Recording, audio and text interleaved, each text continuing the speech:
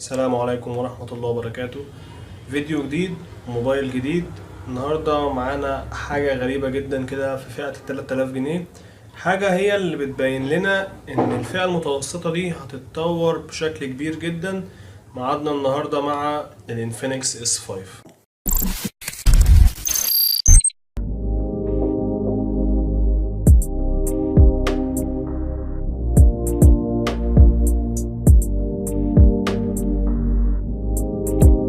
الانفينكس S5 يعتبر ارخص تليفون بيجي بكاميرا امامية بثقب في الشاشة زي اللي شفناها في النوت 10 بلس واربع كاميرات خلفية. خلينا زي ما اتعودنا نبدأ بالتصميم. هنا وزن التليفون بيكون 178 جرام، حجمه خفيف، ممكن تشيله بايد واحدة مش هتواجه اي صعوبة في الموضوع. التليفون هنا نحيف شوية مع ان البطارية 4000 ملي امبير. التصميم بتاع الظهر بولي كربونات، لكن الوانه وشكله عامة ممتازة جدا. افضل لون من الجهاز ده هو اللون الاخضر، لون حلو قوي بصراحة وهيعجبك. البصمة هنا بتكون في ظهر التليفون، الاستجابة بتاعتها سريعة لكن الأسرع منها الفيس أنلوك. هنا الشركات بدأت تهتم شوية بالسوفت وير بتاع الكاميرا الأمامية علشان خاطر يرقي ويقدم لك اداء ممتاز من خاصية الفيس انلوك. مشكلته الوحيدة ان ممكن يفتح قدام صورة ليك او حد شبهك، فهنا شركة انفينكس محتاجة ان هي تطور من الموضوع ده شوية لان الموضوع ده حصل كتير قبل كده. التليفون هنا بيدعم خطين من نوع النانو بالاضافة لكارت ميموري لحد 256 جيجا.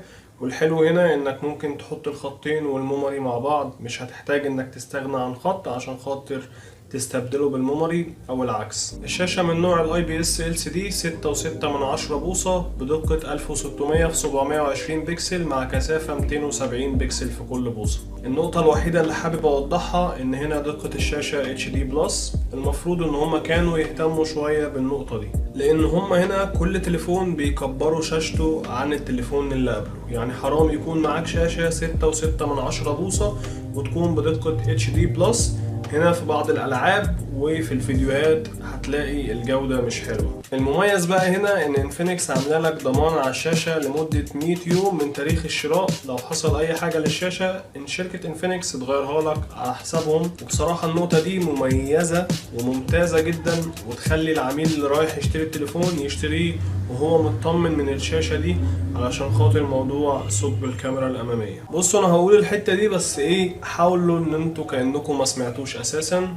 وطبعا كل الناس اللي متابعه شركه انفينكس عرفت ان انا هتكلم عن المعالج. هو المعالج اللي بيجي في كل تليفون. بالنسبه للمعالج اللي في التليفون ده من ميديا تك هيليو بي 22 12 نانومتر، وده بيعتبر نفس المعالج اللي جه في التليفون اللي فات الانفينكس S4 وبرضه موجود في السامسونج A10s والريلمي C2. بصراحه انا مش عارف ليه شركه انفينكس بالذات يعني مهتميه بالمعالج ده دونا عن بقيه المعالجات، لان هي نزلته كتير في التليفونات بتاعتها.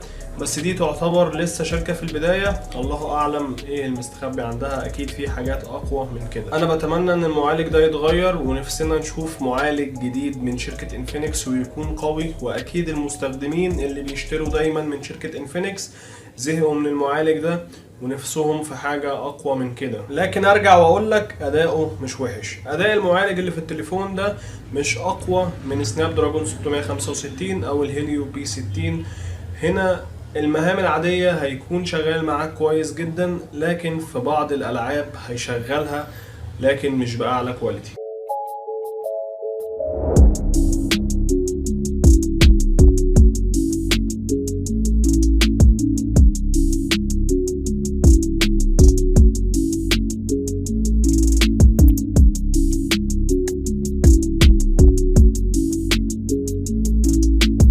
بالنسبة للسوفت وير اللي موجود على التليفون ده اترقى بشكل اكبر وبقى سلس اكتر. وبصراحة انفينكس ابدعت جدا في السوفت وير ده. الواجهة اللي في التليفون ده هي الاكس او اس 5.5.2 مبنية على اندرويد 9 وان شاء الله هينزل له اندرويد 10. بالنسبة للنسخ المتوفرة من الجهاز ده اللي تم الاعلان عنها هي نسختين، 64 جيجا مع 4 جيجا بايت رام و128 جيجا مع 6 جيجا بايت رام. لكن من اعتقادي الشخصي ان النسخة اللي هتنزل مصر او اللي نزلت بالفعل في السوق المصري حاليا لما كنت بصور الفيديو هي نسخة ال 128 جيجا مع 6 جيجا بايت رام، وفي نسخة كمان نزلت من التليفون ده تحت اسم انفينكس S5 لايت، وكانت فيها نسختين 64 جيجا مع 4 جيجا بايت رام و32 جيجا مع 3 جيجا بايت رام. نيجي بقى لأهم حاجة هنا وهي الكاميرات. انفينكس اهتمت جدا بالتليفون ده في الكاميرات، لكن مش بأعلى كواليتي. هنعرف ازاي.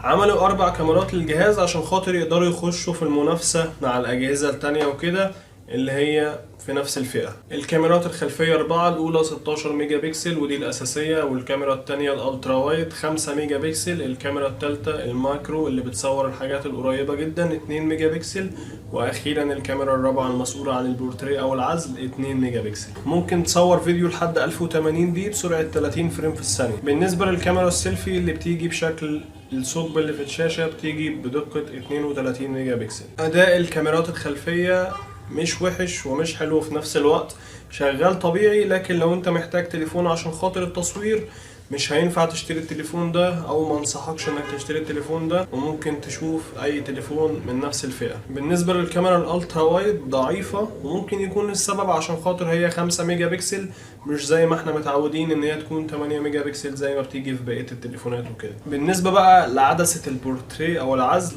دي مش حلوة خالص، محتاجة تحديث سوفت وير. لما بتصور بيها الصورة بتبكسل عليك انت والخلفية اللي وراك، طبعا دي محتاجة تحديث لسوفت وير لعدسة البورتريه، ويا ريت انفينكس تعمل الموضوع ده بشكل سريع. بالنسبة للكاميرا السيلفي أدائها كويس جدا في النهار أو في الليل، بتطلع معاك صور واضحة والألوان واضحة ومشبعة وكويسة جدا، وطبعا عشان خاطر العدسة 32 ميجا بكسل. التليفون هنا بيدعم مستشعر القرب والتصارع والجيروسكوب لو لسه حد مهتم بالواقع الافتراضي، وبيدعم منفذ للسماعات الخارجية 3.5 ملم.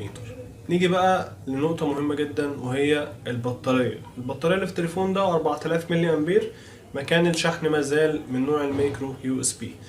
هنا البطارية بتقعد معاك فترة كويسة، لكن بتشحن في 2.5 ساعة أو أكتر. رأيي في الجهاز من حيث العيوب إن المعالج هنا مش أفضل وأقوى حاجة، وتاني نقطة هي الشاشة. على الأقل كانت تفضل تبقى فول HD، مش هقولك فول HD بلس، كانت على الأقل تفضل إن هي تبقى فول HD، كانت هتبقى أفضل شوية من HD بلس. حتى أبسط الأمور إن الشاشة هنا بتيجي من غير طبقة حماية، وبيبقى من الصعب إنك لسه شاري جهاز جديد وينزل له اكسسوار بسرعة، فأنت عندك هنا حلين: يا إما هتشتري طبقة حماية للشاشة اونلاين وهتبقى سعرها اغلى شوية، يا اما هتضطر تركب طبقة حماية على نفس حجم التليفون لكن مش هتبقى بتاعة الجهاز. وطبعا موضوع الشحن البطيء ده موضوع هيضايقك شوية، انك لازم تستنى 2.5 على بال ما التليفون يشحن، على عكس التليفونات اللي من نفس الفئة زي الريدمي نوت 8 ان هو بيدعم الشحن السريع. بس ده ما يخليكش تنسى ان التليفون فيه شوية مميزات.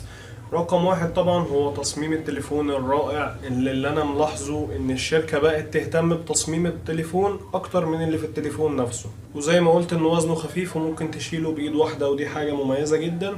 وبرضه هنا البطارية بتشحن بطيء، لكن ما تنساش ان هي بتقعد معاك فترة طويلة، ودي حاجة برضه مميزة، ودي العادة من شركة انفينكس. وان ده طبعا يعتبر ارخص تليفون بثقب في الشاشة للكاميرا الامامية اللي موجود في النوت 10 بلس اللي سعره يعدي ال 10000 جنيه. وفي نقطة كمان ممكن تكون يعني الناس كده بتعديها، لكن هي بتبقى مهمة جدا، وانك تشغل خطين وميموري في وقت واحد.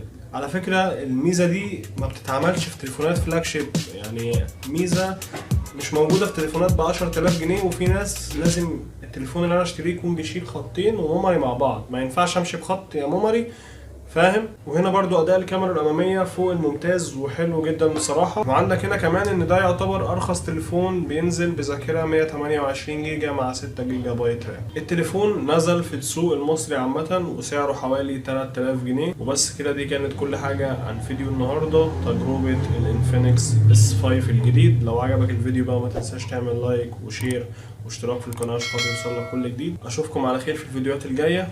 سلام.